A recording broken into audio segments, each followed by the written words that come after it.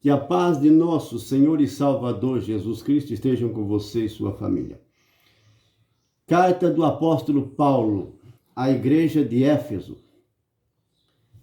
capítulo 2. Carta aos Efésios, capítulo 2. Do versículo 11 ao 22, nós temos aqui a descrição da igreja cristã, do templo, isto é, do terceiro templo. O apóstolo Paulo nos escreveu a eles e nos escreve também a nós cristãos de hoje, o que é verdadeiramente a igreja de Cristo espiritual. O que aconteceu naquele tempo e hoje, como nos serve de ensinamento, instrução, esta palavra. Esse texto é muito importante. Ele nos define a igreja de Jesus Cristo espiritual. Aqui está definindo o apóstolo Paulo, nessas palavras, a igreja de Jesus Cristo, a verdadeira igreja espiritual. Então nós vamos ler para você esse versículo, é o capítulo 2, versículo de 11 a 22. Nós vamos ler e interpretar para você o que o apóstolo Paulo quer nos dizer neste texto. Então preste muita atenção. Aqui diz o seguinte, versículo 11. Lembrai-vos, pois, de que outrora, vocês pagãos de nascimento, que sois chamados de incircunciso por aqueles que se dizem circuncidados, isto é, os judeus. Os que levam na sua carne o sinal da circuncisão, feita por mãos de homem. Então, essa circuncisão de que Paulo está falando, era uma aliança feita com Abraão, lá no livro de Gênesis. Deus fez com Abraão a aliança da circuncisão. É dali que nós temos o nascimento de um povo. Abraão, Isaque, Jacó e os 12 patriarcas. Nascimento de um povo, de uma nação em sua espiritualidade. Deus encontrou neste homem Abraão, encontrou nele uma grande fé, uma excelente obediência. Para encontrar alguém hoje como Abraão é quase impossível como Abraão. Mas no meio de todas as nações pagãs, sabemos que a família dele eram pessoas pagãs de uma cultura idolátrica, sim, da família de Abraão. Porém, Abraão não, ele teve uma experiência com Deus, um encontro com Deus. Ele foi renovado, transformado pela experiência que ele teve com o Deus único e verdadeiro. E Deus lhe dá essa aliança da circuncisão na terra de Canaã, dos amorreus, jebuseus, na terra que vive hoje os filhos de Israel, nessa atualidade, em 2024, século 21. Lá naquele tempo, ele precisava circuncidar o prepúcio de todo menino ao 8º dia. Abraão, ele mesmo se circuncidou e circuncidou todos os homens da sua casa. Então Deus lhe deu essa aliança. Patriarca Abraão começou com o patriarca Abraão e até hoje tem judeus que ainda circuncidam seus filhos. Então a circuncisão na época era importante, muito importante, era uma lei, não só uma aliança, mas se tornou uma lei. E era feito somente nos meninos, ao 8º dia. Inclusive, Jesus, ao 8º dia, ele foi levado por Maria e José ao templo para ser circuncidado. E ofereceram o sacrifício relativo a esta lei, a esta aliança. Circuncisão era feito no membro do menino. Um cortezinho. Não era uma operação, como eles dizem. É feito uma operação, não. Era um cortezinho, era feito com uma lâmina. Na época, com uma pedra afiada. Então, ficava aquela cicatriz. Essa ali era a marca da circuncisão. É disso que Paulo está falando aqui. Que os judeus, eles chamavam os pagãos de incircuncisos.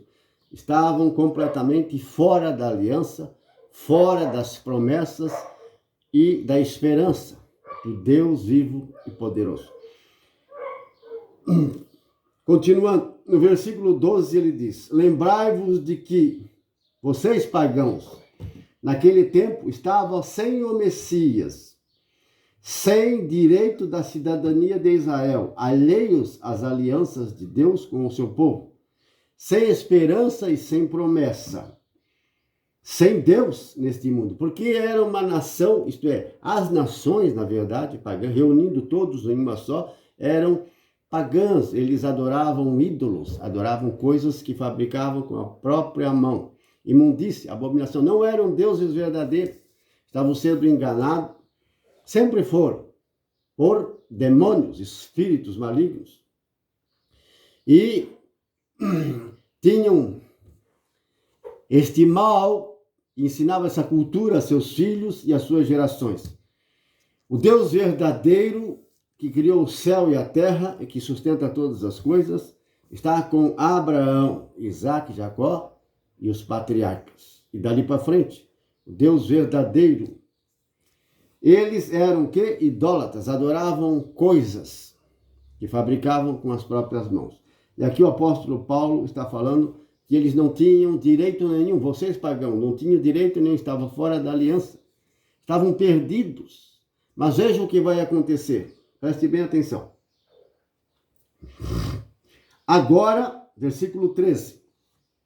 Agora, porém, graças a Jesus Cristo, Jesus de Nazaré, o Messias, vós que estavam longe, vocês que estavam longe, e vós que estavam perto, vos tornaste presente pelo sangue do Messias, porque é ele a nossa paz, ele que dos dois povos fez um só, destruindo o muro de inimizade que os separava.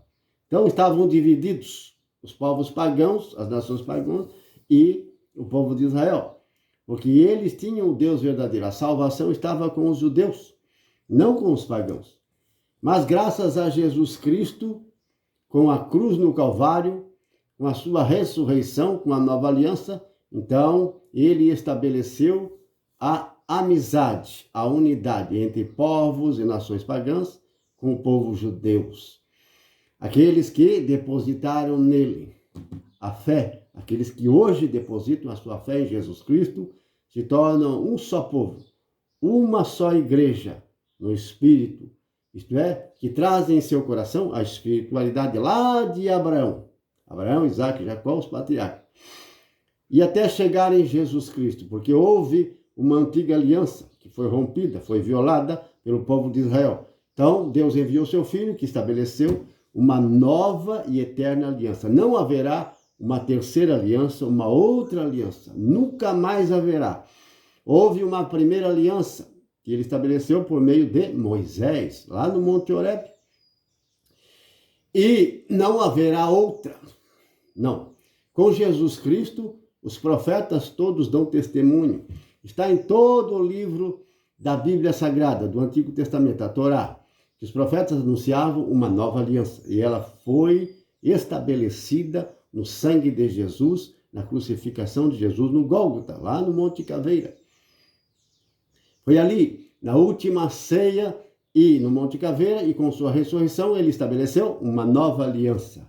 Então, ele tornou os pagãos, que eram incircuncisos, que não tinham esperança, não tinham um Deus verdadeiro, agora com Jesus Cristo, eles foram unidos ao povo judeus que acreditaram em Jesus, que abraçaram esta fé. Num só povo, numa só igreja, mas não fisicamente, não somente, mas sim espiritualmente. Com a mesma fé no Filho de Deus, o Messias. Agora estamos no versículo 14.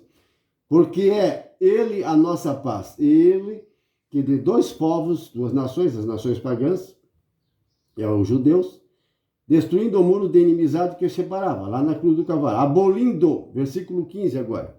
Olha o que ele fez, o Messias, o que aconteceu com a crucificação de Jesus no Calvário. Aboliu na própria carne, seu corpo crucificado, ele aboliu, extinguiu os preceitos e as prescrições da lei. Deste modo, ele queria fazer em si mesmo dos dois povos uma única humanidade nova, pelo restabelecimento da paz. Então, repetindo o versículo 15, que é muito importante, nesse texto aqui do capítulo 2 de Efésios, abolindo na sua própria carne a lei, os preceitos e as prescrições. Então, com Jesus Cristo, ali, com este sacrifício, ele aboliu. Abolir é extinguir. Abolir é fazer desaparecer. Abolir é deixar para trás. Não vai ser mais preciso cumprir a lei e os preceitos relativo aos rituais, às cerimônias judaicas. Não será mais preciso. No futuro, no cristianismo, sacrifícios de holocaustos pacíficos, votivos, por meio de animais, como eles faziam, cordeiros, novilhas, touros, libações, sacrifícios de alimento, o vinho e cereais.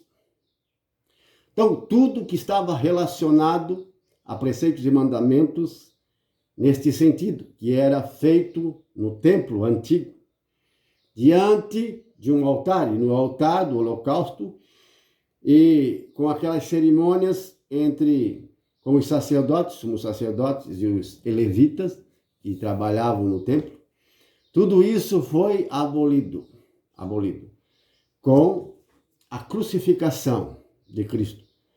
A antiga aliança, então, ela deu lugar à nova aliança. E se a antiga foi abrogada, foi abolida, então também a lei foi abolida. Por isso é muito importante esse versículo 15 aqui. Paulo não está falando das leis morais, das leis da ética. Paulo não está falando da lei da conduta. Paulo não está excluindo aqui, dizendo que Jesus Cristo aboliu a lei do amor ao próximo, a lei do amor a Deus, do respeito, do fazer o certo. Não. Paulo está falando aqui de leis, preceitos e obras da lei referente às cerimônias, aos rituais, cerimônias sagradas que os sacerdotes faziam no altar de holocausto, no altar de perfume lá dentro, na frente do grande véu. Separava o santo dos santos. Isto é, a parte mais sagrada onde estava a Arca da Aliança, onde o sacerdote, o sumo sacerdote, entrava uma vez ao ano somente. Mas tinha a parte do santo, onde tinha o candelabro de ouro, a mesa dos pães sagrados, da proposição, e também a mesa de ouro, que era a mesa do perfume. Estava diante do grande cortina que separava. Esses cerimoniais, tudo que era relacionado à lei das obras no Levítico, que era o manual do sacerdote, foram então abolidas por Cristo na cruz do Calvário. Não as leis morais, as leis da ética, não a lei do amor a Deus e ao próximo, não foi abolida. Muito ao contrário, ela foi estabelecida no Novo Testamento. Vamos para o segundo vídeo e continuar o ensinamento desse texto muito importante de Efésios, capítulo 2, versículo de 11 a 22.